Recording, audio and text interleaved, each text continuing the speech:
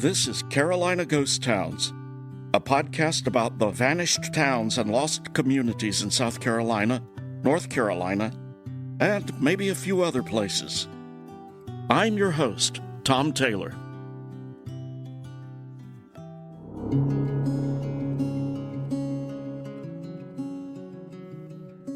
I like the interstates. Let me rephrase that. I tolerate interstates as an efficient way to get from point A to point B. Now, I've driven some incredibly beautiful stretches, such as I-40 through the Blue Ridge Mountains, I-90 and I-94 across the Dakotas and Montana, and I-10 through the deserts of Arizona. There are some desolate stretches as well as some terribly boring stretches. I-95 through most of Florida comes to mind. Obviously, I prefer back roads and will take those when efficiency isn't an issue. But when driving down these interstates, I pay attention to exit signs. These display the names of towns and communities, many of which I'll drive right past and never see. My mind will wander. Is this a nice town? Just a spot in the road? Or someplace that makes me glad to be on the interstate driving past it? A funny side note. On I-26, there's an exit for the towns of Joanna in Lawrence County and Whitmire in Newberry County on Highway 72. The exit sign reads Joanna Whitmire. Until I set her straight, my California wife always thought this was a person, perhaps a famous actress, and wondered why she had her own exit. Another friend said he thought the same thing about the Duncan Moore exit on I-85.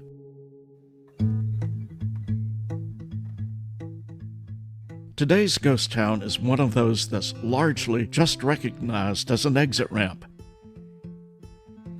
Yet, it has a history just as intriguing as its unusual name. Today, we visit the old farming community of Jalapa in Newberry County, South Carolina.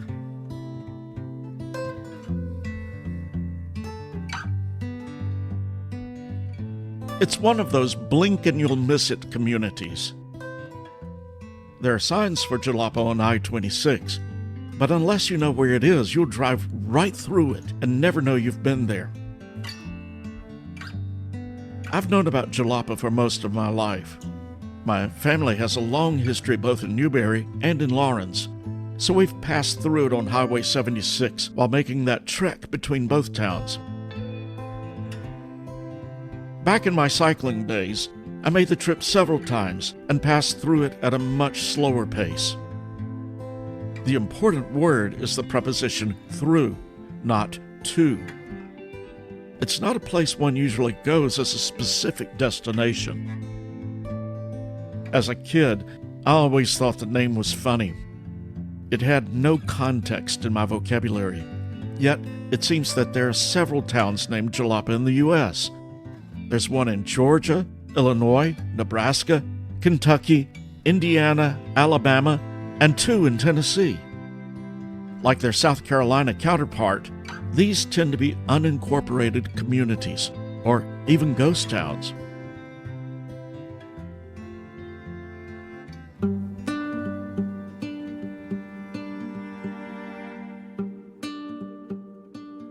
The name of the town comes from Xalapa, Mexico. In 1847, members of the Palmetto Regiment fought in the Battle of Cerro Gordo, near the town of Xalapa in the state of Veracruz, including some soldiers from Newberry County. When they returned home, they renamed their community Jalapa. The city apparently made quite an impression. Even Ulysses Grant was impressed and wrote in his memoirs that Xalapa was, quote, decidedly the most beautiful place I ever saw in my life, close quote, and its climate, quote, the best in the world, close quote. Xalapa lent its name to one of my favorite foods, the jalapeno. The peppers aren't grown there, but that's where they were first pickled and named. According to one source, it's also the origin of the term jalopy, a name given to old vehicles in New Orleans bound for scrap heaps in Jalapa.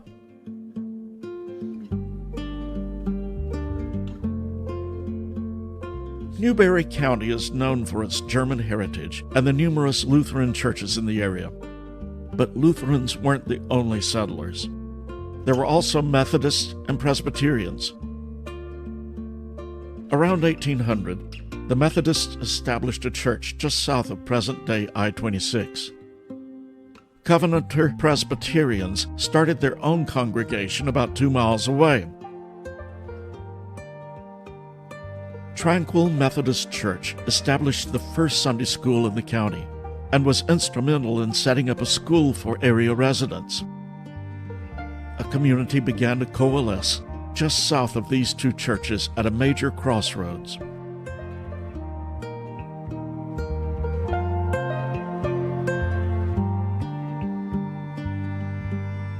Prior to 1855, the community had been known as Pagesville, or simply Pageville.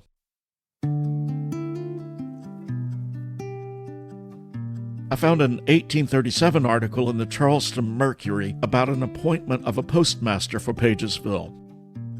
This was the earliest reference I could find for that name. Pagesville doesn't show up on Robert Mill's map of Newberry District, but it does appear on Colton's 1854 map of the state. Pagesville had its own school, a successor to the old Tranquil Academy. The Annals of Newberry from 1892 describe the Pagesville Academy. This institution, which did such good work for a while and gave promise of many years of usefulness, was established in the year 1848. It was situated on the line now traversed by the Lawrence Railroad, about a mile from Gary's Lane and within a quarter of a mile from the present residence of Captain Thompson Connor, in a lovely grove of oaks to the right or north of the railroad and the public road. The Academy owned 100 acres of land, held in the name of 7 trustees. On the grounds were 1 4-room cottage for professors and also necessary outbuildings for other purposes. The Academy building was about 75 by 50 feet and was divided into 2 apartments, one for large boys and one for girls and young ladies.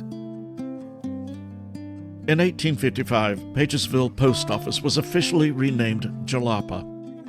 The Charleston Daily Courier made the announcement on November 2nd of that year. The post office known as Pagesville Newberry District has been discontinued and one established at Jalapa. Papers and letters formerly directed to Pagesville should in future be directed to Jalapa. As stated in the Annals of Newberry, Jalapa was on what was then the Lawrence Railroad and had a depot. Even though this was largely a farming community, there was commerce. There was a large cotton gin, and by the late 1800s, there were at least 3 stores. I was able to find some advertisements in the local paper. These are from the Newberry Weekly Herald from 1867 to 1874. Jalapa. C.F. Waters, the subscriber, has just received at Jalapa a large assortment of dry goods, clothing, hats, boots, shoes, groceries, saddlery, harness, bagging, rope, earthenware, tinware, cutlery, guns, powder, shot, fancy goods, woodenware, umbrellas, etc., etc. In fact, a complete assortment of all goods usually found in village stores, which being constantly augmented by fresh arrivals. He has also the agency of the celebrated Salem, North Carolina goods, which he will be happy to furnish to the merchants of Newberry and Lawrence. Holiday announcement. My goods have been purchased a familiar since sound. the fall in prices. The Jalapa and will be store, sold low for 7 cash. miles from Newberry, in receipt of new and choice goods. J.B. Campbell respectfully notifies the country surrounding Jalapa, as well as travelers, that he is now in receipt of a splendid stock of dry goods, groceries, boots, shoes, clothing, canned goods, notions, etc., which he will sell low for cash. His advice is that no one will pass his store without looking in, for he is confident of giving the utmost satisfaction, either in You see, quality, Sly, quantity, Jalapa, or Newberry price. County, agent for the celebrated Wilson sewing machine. Orders solicited and promptly attended to. The State Board of Agriculture used to release annual reports on a county-by-county basis. The South Carolina Resources and Population, Institutions and Industries report from 1883 confirmed 3 stores in the village. It also described Jalapa in very racist terms. Jalapa Township, lands hilly and broken. Soil, red clay loam, 8 inches to red clay subsoil, underlaid by red clay. Growth oak and hickory. 3 mill sites. Wages, 50 cents a day with board. Very little white labor. Negro labor, very unreliable, only willing to work about 1/3 of the time. With all of the activity in the bustling community, Tranquil Methodist decided to move closer. In 1890, the church relocated to a spot near the intersection of Jalapa Road with the Lawrence-Newberry Road, now US 76. This activity wouldn't last, though. By the early 1900s, there was only one store remaining at the intersection of Jalapa Road and US 76. With the advent of the automobile, it was easier to drive the few miles down to Newberry for less expensive goods. By 1907, the post office had closed. The Jalapa Mercantile remained open for decades longer until it, too, finally closed.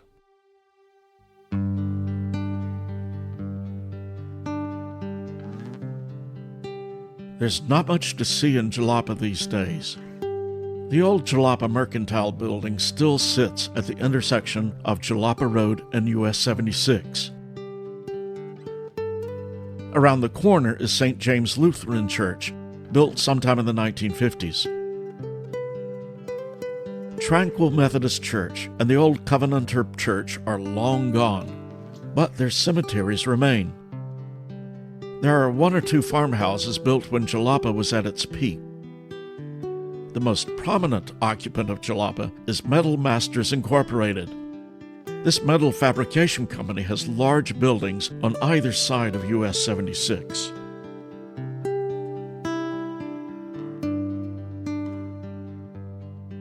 One day recently, I tried to find the cemeteries for Tranquil Methodist and the old Covenanter Presbyterian churches.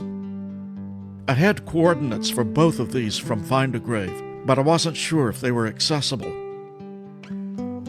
Tranquil Methodist actually has 2 cemeteries, one at its old location and one where it moved in 1890. My maps showed New Tranquil just past the Jalapa intersection. On the maps, it appears to be on private property. I looked for access, but I couldn't find a road that would take me to the cemetery without crossing someone's yard. I wasn't really up for a confrontation. The old Covenanter Cemetery was just as elusive. There was a dirt road that turned off of Boyd Road and, in theory, went straight to the cemetery. However, when I drove down that way, it was obvious that this was someone's driveway. Strike number 2. I knew that the old Tranquil Cemetery was on National Forest land, so there had to be a way to get to it. Photos posted online showed more old headstones than I had imagined. I found a gated dirt road not far from the I-26 interchange. A sign said that vehicular traffic was not allowed, but bicycling, horseback riding, and hiking were permitted. The road was so overgrown with sapling pines that it looked like hiking would be the only option. That was fine with me since I had neither bicycle nor horse with me. I'm standing on an old forest trail. Looks like it was an old road at one time. I wasn't too sure about this place when I pulled up. It's all overgrown, didn't look passable, but as I walk, I'm seeing a way through. Every time I think that I get to a place where I can't pass any further, there's a trail. I'm about halfway to the old Tranquil Methodist Cemetery. I hear bird songs and the incessant noise of the I-26 traffic.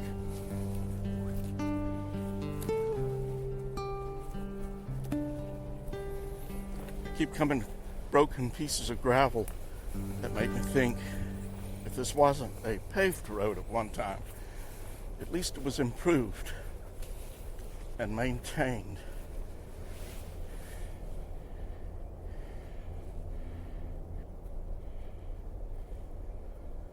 There are tall stands of pines on either side of this old road. The middle of it is impassable because it has new juvenile pines growing up through the middle. And I'm finding a track through the middle of these pines. I hiked about a mile until I came to a clearing. Up ahead I see a clearing, and looks like we're transitioning from pines to oaks. And I bet that's where the old Methodist church was. My GPS showed the cemetery location just to the north of where I was. My guess was that this was where the church might have been. I left the trail following the GPS. Pines are thicker, and it's harder to follow the trail at this point.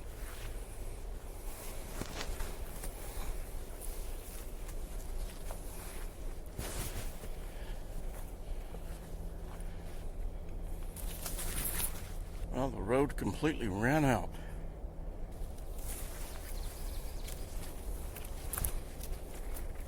Time to do a little bushwhacking. Good thing I got my machete. According to my GPS, I was right on top of the location several times, but I couldn't find the graveyard. Well, I've definitely lost the road. I see the creek, and I know that the cemetery is on this side of the creek. I started to wander around, looking for any sign of the cemetery. I was fooled several times. A fallen tree can look an awful lot like an elevated tomb. I came to several clearings, but with no joy.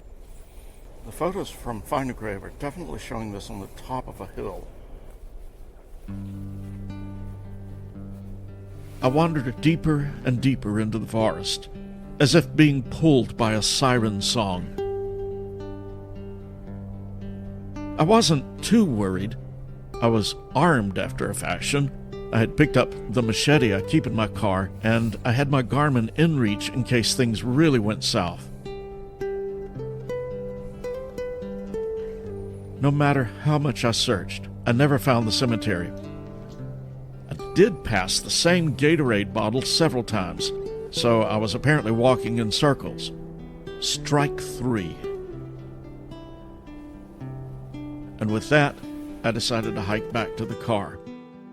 I know this cemetery was close by, but I just didn't see it. I'll come back in the winter when the vegetation has died back. Then maybe I'll find it. That's it for this episode of Carolina Ghost Towns. Join me next week for another lost community. Thanks for listening.